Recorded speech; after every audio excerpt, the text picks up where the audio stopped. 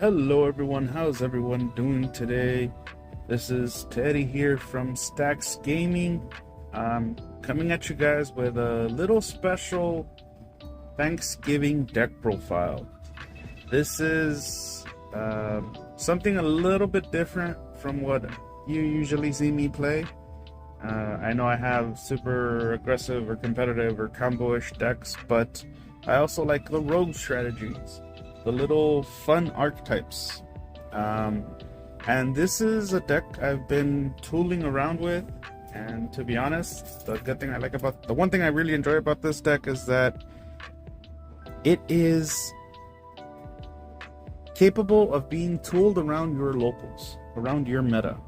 So you don't have to run this build. I'm just going to show you the necessities of the main staples, and then from there you guys can tool it however you need to play in your meta. So we are maining 3 Dreaming NEMLERIA. She is a pendulum and a monster.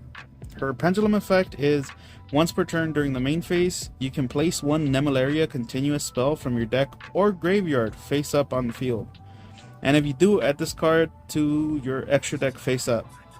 You cannot special summon Dreaming Nemaria the turn you activate this effect. So when you place it, you can't activate her effect. But she also has a very fun summoning mechanic. So this card cannot be normal summoned or set. Must be special summoned from your extra deck, from face up from your extra deck, by having no cards in your extra deck except her. Dreaming, you can only special summon her once per turn. If this card is special summoned, for every 3 of your face down banished cards, you can banish up to 1 card from your opponent's field and or graveyard face down. Then shuffle 1 of your face down banished cards into your deck for each card banished this way. So I like it because I called it the sleeping princess deck. So she is basically sleeping on the bed of your extra deck, and once this is banished by effects, she can be special summoned, and when she's special summoned, you can banish. Basically, if you just banished your extra deck, you could banish up to 5 cards your opponent has on the field or graveyard. I've been able to get it off a few times, and almost whenever I do, it's just insane. And then you get 5 cards back into the extra deck, so then you can do it again next time if you get another one, or with one of the effects from some cards I'll be showing. But you want to run 3. So you have 3 of the princess. Now what does the princess dream of, and why is this a Thanksgiving deck? Because she dreams of food, of course. Monster is food. So all of these are level 10. Nemaria Dream Devourer Revia. He's a level 10 beast, dark, who has an effect. If this card is in your hand or graveyard, you can banish 3 cards from your extra deck face down, except Dreaming Nemaria, special summon this card. You cannot special summon monsters from the extra deck the turn you activate this effect, except pendulum monsters. You can send 1 other level 10 beast monster from your hand or face up on the field to the graveyard to set 1 Nemaria trap from your deck. You can only use each effect of reveal once per turn.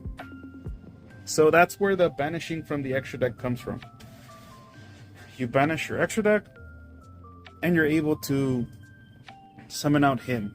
He's very important as 3 of because you could use him from field or graveyard, and then he also sets your traps.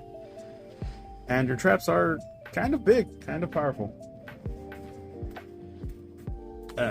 Then we continue on with, we run 3 of Nemaria Dream Defender Coet, level 10 beast, light, and if you have a face-up pendulum monster in your extra deck, you can special summon this card from your hand. You can only special summon Coet once per turn this way. When your opponent activates a card or effect that targets a Nemaria card you control, while you have Dreaming Nemaria face up in your extra deck, quick effect. You can banish 1 face down card from the extra deck face down, negate that activation, and if you negate the activation, you can only use the effect of Coet once per turn. So special summons himself if you have a face up Nemaria in the extra deck, and it protects your Nemeralias. from being targeted. And it's a quick effect. Then we do run 3 of the Nemaria Dream Defender Oriler. Oriler, level 10 beast, light. He has the same condition as Coet, where he can special summon himself if you have a face-up monster in the extra deck. And he could only be special summoned once per turn this way. And if you have Dreaming Nemaria face up in the extra deck, quick effect, you can banish 1 face down card from the extra deck face down. This card gains 500 attack for each monster your opponent currently controls until the end of this turn. You can only use the effect of Nemaria Oriler once per turn. So you want to, your first turn, you want to finish with Coet to defend, and you want to finish the game with Oriler to beat down. The reason why I run 3 and 3 is because you do want to use Revio's effect as much as possible to set your traps. And the best way to do that is to obviously have level 10 beast in hand. I mean, if you have 2 Reveals, you could send 1, special 1, send 1, but then you could also do it with the Oriler or the Coet. Another level 10 monster is the light Dreaming Reality of Nemaria Realized. This is a fairy. This isn't a beast, so you won't be able to get use Reveal with it. But this one's a bit odd, but it works because it gains 100 attack for each face down card in your extra deck. You special summon this card. Again, you can only use the effect of Dreaming Nemaria Realized once per turn. If this card is in your hand, you can target 1 monster you control. Place it at the bottom of the deck, and if you do, special summon this card. If this card is special summon, you can activate one of these effects. Either add a Dreaming Nemaria from my deck face up to the extra deck, so if you really need to, send something to the bottom, special summon, and then place the princess in her bed. Or Book of Moon something. Yes. And I only run 1. You'll see why, but you really only need 1. This is where it gets useful as to what you're running and all the banishing you're doing. You run Grand Majestaeza, a beatdown, a beat stick in the game, 1 of your finishers, and this card's attack and defense is equal to the number of removed cards from play times 400. So it's always going to be big.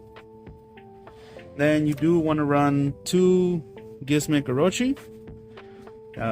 Banish 8 from the face down from your main deck, and then if you banish 3 from the extra deck to pop something. So you always have a body with this also on board.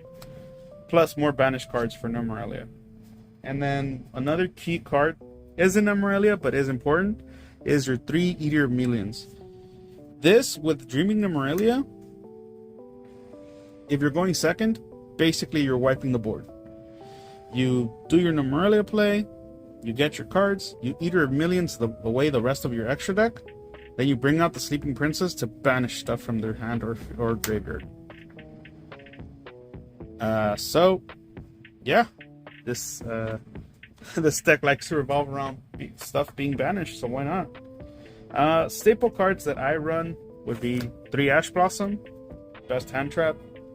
This is where the toolboxy kind of comes in. I run 3 Nibiru. You could change it according to your meta. You could change this, or you could even run Dimensional Shifter, because it doesn't matter if stuff is banished, because you want your stuff banished. Onto the spells. We do run 3 Sweet Dreams of Nemaria. This is basically a searcher for the deck. Lets you add a Nemaria card from the deck to the hand.